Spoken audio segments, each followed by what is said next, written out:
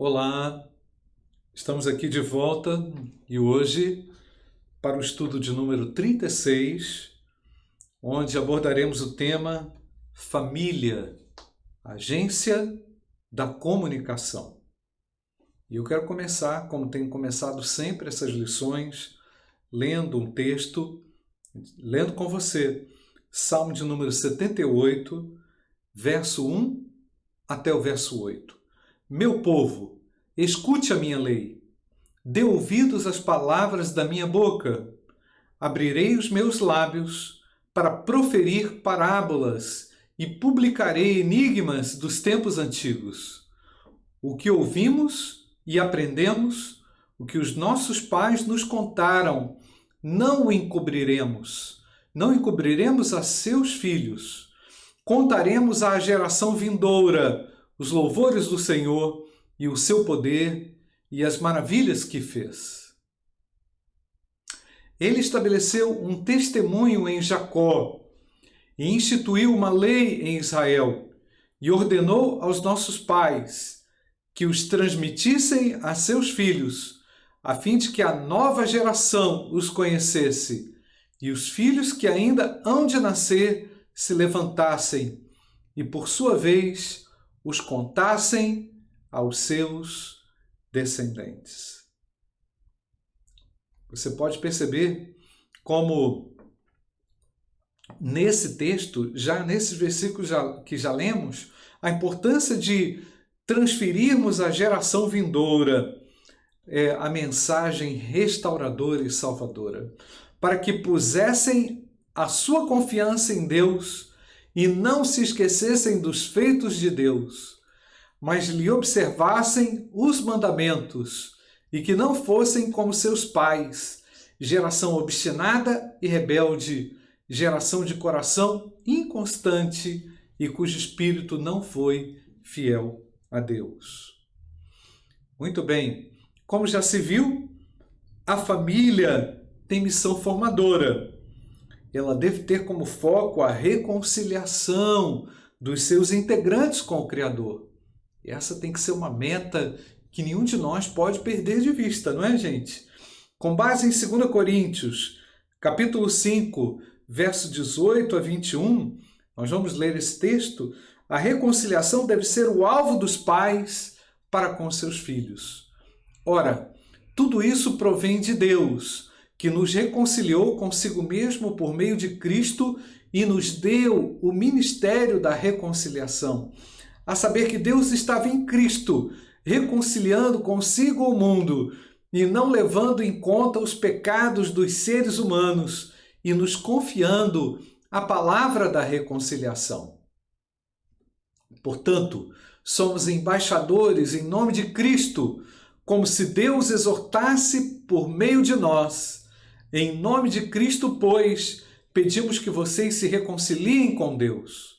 Aquele que não conheceu o pecado, Deus o fez pecado por nós, para que nele fôssemos feitos justiça de Deus. Viu só? Como temos uma responsabilidade, um dever de comunicar graça, comunicar a reconciliação, e a família precisa incorporar esse tema, esse alvo, esse foco, não é, gente? Não há papel mais excelente do que este. Lógico, sem ignorar os demais, mas esse é mais excelente, né? Então os pais devem, coloquei na lição, devem agir para com seus filhos, considerando os aspectos espirituais como fundamentais, primordiais, essenciais, né? Os preceitos de Cristo são a base para uma vida de amor, de paz, e tudo isso tem que ser comunicado em casa. Por isso eu estou colocando como tema dessa lição que a família é uma agência da comunicação, comunicação da graça, não é, gente? Que extraordinária oportunidade que a família tem. E eu coloquei aqui também que o alvo da paternidade precisa ser a salvação dos filhos, né? Por isso que os pais, eles oram, não é? Pela salvação dos filhos e servem também como testemunho para isso, cumprindo também o texto de Provérbios, Capítulo 22, um texto muito conhecido, versículo 6, que está aí na tela, né? Ensine a criança no caminho em que deve andar, e ainda quando for velho, não se desviará dele. Que extraordinária promessa, não é? A comunicação clara do amor, clara da graça e de Jesus Cristo é que a família vai encontrar o seu propósito e o seu sentido. E já aqui, nesse ponto, eu quero fazer uma aplicação. A comunicação é o marco do relacionamento do ser humano com Deus. Marco esse quebrado com a entrada do pecado. A família tem um grande papel de restauração dessa comunicação. Como você tem vivido essa comunicação em sua família? O que você tem comunicado? Quando eu digo comunicado, eu estou falando muito mais além do que palavras, né? Atitudes, aquela intenção mais profunda. Qual é o meu alvo? Não é? Qual o alvo que eu como pai, eu como mãe, tenho para com os meus filhos? Vamos avançar. E agora no ponto diálogo e interação. Vive-se num tempo, nós já abordamos isso, né? Que as formas comunicativas foram alteradas drasticamente. E a cada dia parece que surgem novas formas de comunicação, né? A comunicação via computador, smartphone, foi intensificada muito pelo WhatsApp, né? E a interação com e através da máquina tem sido muito mais intensa do que pessoalmente. Nos relacionamos muito mais com máquinas e dispositivos do que com as pessoas, né? Então, há coloquei aqui na lição, há uma observação muito interessante a ser feita, que um adolescente na faixa dos 15 anos, ele já nasceu no período em que o Google e a internet já faziam parte da vida, tanto no aspecto social como no aspecto da educação. Esses meninos são chamados de nativos digitais. Nativo digital é aquele que nasceu e cresceu com as tecnologias digitais já presentes na sua vivência, né? E a gente pode incluir aqui, nesse bojo aqui de nativos digitais, não é? Todas as tecnologias como videogames, internet, telefone celular, MP3, iPod, iPad e por aí vai, né? São pessoas nascidas a partir da década de 80, não é? E cresceram com essa tecnologia exacerbada, né? Com essa explosão também comunicativa que elas trazem, né? Então, gente, esse aspecto da vida cotidiana, né? Já faz parte da realidade de muitas crianças, né? Crianças, adolescentes e também dos seus pais. Cabe aos pais, então, o olhar com maturidade para lidar com essa realidade e utilizá-la também em favor do crescimento da família. Não basta uma crítica apenas a isso. O pai precisa interagir de certa forma, a mãe também, de certa forma, ingressar também nessa tecnologia, mas com vistas a alcançar também o coração do filho, né? Então, por vezes, os pais se distanciam, perdem a interação, se desconectam, se excluem também das atividades, né, tecnológicas. É lógico que você não vai fazer disso também o centro da sua vida, mas você precisa saber que há uma geração que já cresceu com isso, né? que entrou num nível muito grande de interação com todos esses elementos, né? E se o foco dos pais é realmente o coração dos filhos, né? Eu tenho que considerar um grande empenho e um grande esforço também para que a comunicação seja a melhor possível com eles, né? Então, há de ser feito um esforço grande por parte dos responsáveis, dos pais, para que ele ingresse também nessa realidade. Por vezes os pais querem que os filhos ingressem na realidade deles, mas os pais se tornam distantes. Isso é um fator muito prejudicial, muito ruim, né? Certamente há também, eu coloquei aqui na revista, né? Diante dessas dificuldades, logicamente, as diferenças de personalidades, de temperamento, que apontam ainda para um esforço ainda maior por parte dos pais, né? Então, destaca-se aqui, eu coloquei aqui na lição, que o temperamento e a personalidade dos filhos devem também se render aos ensinos da palavra de Deus. O foco é esse, né, gente? E nada disso pode se justificar o afastamento ou o distanciamento dos pais em serem os comunicadores do amor de Deus e da graça de Deus aos seus filhos. Desafio, não é? Desafio gigante. Talvez um dos maiores aqui dessas lições. E aqui eu já quero fazer uma aplicação para a vida. De que forma você tem tido êxito nesse processo de diálogo e interação com os seus filhos? Quais são os desafios a vencer ainda? Faz uma análise, reflita. Quero prosseguir no ponto número 2, desafio aos pais. O grande desafio para os pais é de se evitar os extremos também, entre a paternidade autoritária e a paternidade permissiva. São extremos muito distantes um do outro, muito prejudiciais quando vividos dessa forma, não é? A Bíblia ensina que os pais não devem irritar os seus filhos. Colossenses 3, 21 e Efésios 6, 4. Pais, não irritem os seus filhos para que eles não fiquem como, gente? Desanimados.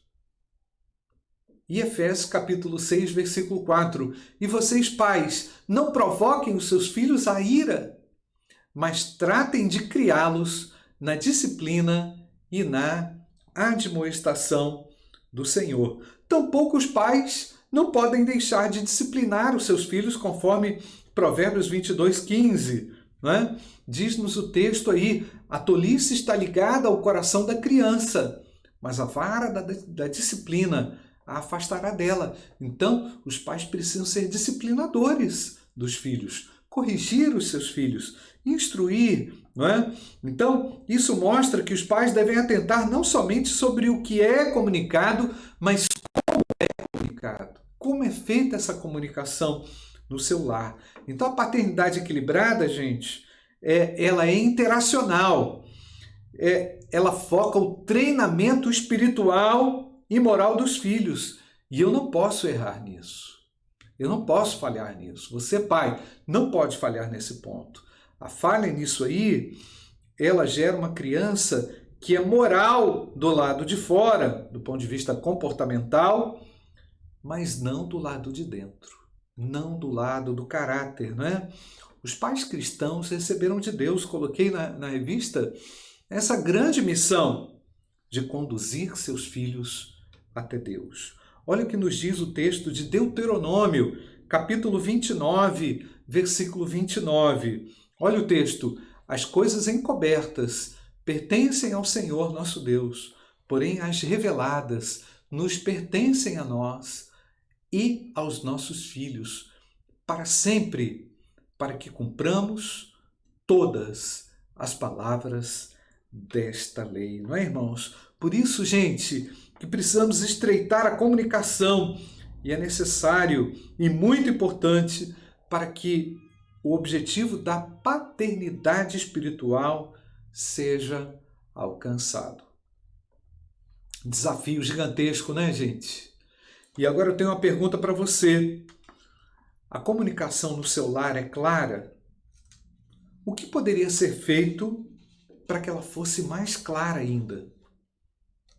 Merece atenção essa pergunta, porque eu sei que algo muito de Deus você precisa comunicar ao seu filho, aos seus filhos, né? E vamos para o tópico número 3, a linguagem do amor. Deus deu ao homem a capacidade de sentir amor e, da mesma forma, a capacidade de demonstrar amor. Deus é amor. E ele não tem nenhuma dificuldade em demonstrar o seu amor ao homem. E ele nos ordena a amar. 1 João capítulo 4, versos 7 e 8, nos diz assim: Amados, amemo-nos uns aos outros, porque o amor procede de Deus. E todo aquele que ama é nascido de Deus e conhece a Deus. Quem não ama não conhece a Deus, pois Deus é amor. O amor é tão importante, né, gente? A manifestação do amor é ultra importante, né? Que Deus converteu na marca característica do seu povo esse amor, não é? E por isso o mundo saberá que os cristãos são discípulos de Cristo na terra. Dar amor pode-se considerar que é o lado da ação. Receber amor é o lado do sentimento. Precisamos agir, precisamos empenhar amor. E ambos são projetados por Deus. O Gary Chapman, no seu livro As 5 Linguagens de Amor, ele afirma o seguinte: para que o amor seja demonstrado de forma que seja sentido e recebido pela outra pessoa, é preciso entender como a outra pessoa o sente, não é? Então, vemos aqui esse elemento muito importante, importantíssimo como característica desse amor, não é? Na realidade, cada pessoa precisa aprender a falar com o outro a linguagem principal de amor, né? Seja entre marido e mulher e seja também entre os pais e os filhos. E eu quero aqui apresentar algumas delas que o Gary Chapman fala lá no seu livro, né? Palavras de encorajamento, edificando um ao outro através de palavras de encorajamento, né? De edificação. Esse texto está lá em 1 Coríntios, capítulo 8, versículo 1. No que se refere às coisas sacrificadas a ídolos, sabemos que todos temos conhecimento, e o conhecimento leva ao orgulho. Mas o amor faz o quê, gente? O amor edifica. Precisamos dar palavras que abençoam, não é? Palavras de vida. Precisamos também aplicar o que? Ações de serviço, diz o Gary Chapman, né? Ações executadas no dia a dia são tremendamente apreciadas pelo próximo. 1 João 3,18. Podemos ler esse texto aí. Filhinhos, não amemos de palavra nem da boca para fora, mas de fato e de verdade, demonstrando o quê? Ação. Outra característica, outra linguagem de amor que o Gary Chapman coloca no livro dele: tempo de qualidade. Uma atividade que promove a comunicação e o compartilhamento. Eu teria aqui vários textos para apresentar a vocês nesse ponto, mas eu quero apresentar só um texto de Mateus capítulo 17, versículo 1. Tem vários outros textos na lição. 6 dias depois, Jesus tomou consigo Pedro e os irmãos Tiago e João e os levou em particular a um templo. O que Jesus fez? A um alto monte. O que Jesus fez? Jesus investiu tempo. Deu tempo de qualidade, apresentou o melhor que ele tinha, não é? Para os discípulos, dedicando tempo. Gente, como precisamos dedicar tempo uns aos outros nesse mundo tão complexo, tão corrido, não é? Um outro elemento aqui importante que o Gary Chapman coloca no livro, que é toque físico e proximidade, dar as mãos, dar um abraço, né? Vivemos nesse tempo que a lição está sendo aqui apresentada, num tempo de pandemia. Cremos que logo isso aí vai passar, não é? Mas como é difícil a gente ficar sem cumprimentar um irmão, dar um abraço, não é, gente? Então, estar próximo, estar juntinho, isso é muito importante. tocar, não é? Mesmo sem conversar, você estando próximo a alguém, comunica o quê? Amor, que você ama, que você tem alegria de estar perto daquela pessoa. Eu quero citar um texto aqui de Marcos capítulo 10, versículos 13 a 16, que é um texto mais longo, não é? Então trouxeram algumas crianças a Jesus para que as abençoasse, mas os discípulos os repreendiam. Jesus, porém, vendo isto, indignou-se e disse-lhes: Deixai que os pequeninos venham a mim, não os impeçam, porque dos tais é o reino de Deus. Em verdade lhes digo, quem não receber o reino de Deus como uma criança, de maneira nenhuma entrará nele. Então tomando, olha o toque físico, gente. Então tomando as crianças nos braços e impondo-lhes as mãos, as abençoava. Que coisa linda, não é, irmãos? Saber que o Senhor se envolveu com as crianças, não é? Aquilo foi uma grande demonstração do amor de Deus, né? Pois as crianças eram rejeitadas, ignoradas, não consideradas, e Jesus toca, coloca no ombro, no colo e abençoa as crianças. Isso é extraordinário, saber que o toque físico tem um efeito muito importante nos relacionamentos interpessoais. E um outro elemento é dar presentes. Pequenas lembranças, não precisa ser coisa cara, não é? Pequenas lembranças significa o seguinte: eu lembrei de você. Isso é uma demonstração de amor. Isso é uma linguagem de amor, não é, gente? Então, todos têm a oportunidade de receber o amor maior, não é? Todos nós tivemos de receber o amor maior, que foi o presente de Deus, a salvação que Jesus Cristo nos deu, não é? João 3,16, é importante a gente lembrar disso agora, porque Deus amou o mundo de tal maneira que deu o seu Filho unigênito para que todo que nele crê não pereça, mas tenha a vida eterna. Quero aqui agora fazer uma aplicação a você.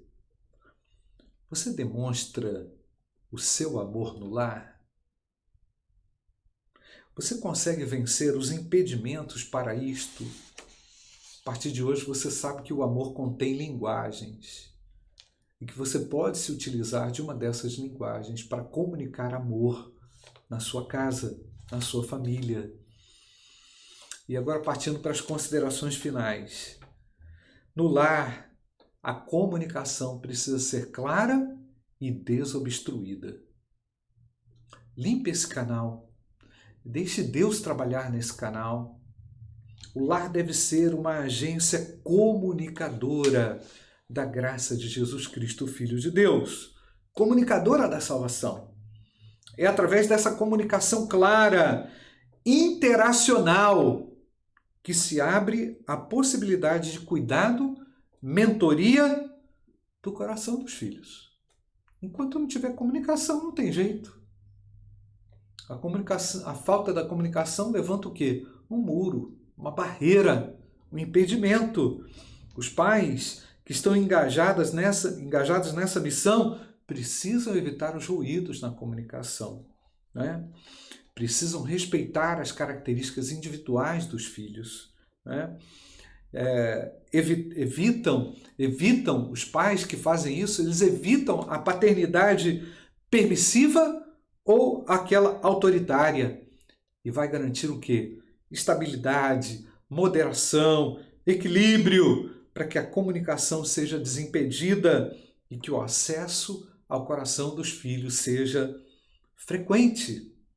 A linguagem no lar deve ser o amor, dimensionado pessoalmente. Cada um tem um jeito, cada um é de uma forma, né? E é personalizado. O conhecimento dessa linguagem, ela produz uma estratégia de alcance no coração das pessoas que integram o lar. Eu, sinceramente, depois desse estudo, que eu escrevi esse estudo, eu percebi a grandeza disso na minha casa, no meu lar. E, gente, como é importante a gente continuar crescendo na comunicação. Deus abençoe o seu lar, que o seu lar seja esse lugar da comunicação do amor de Jesus Cristo. Deus abençoe a sua vida. Muito obrigado.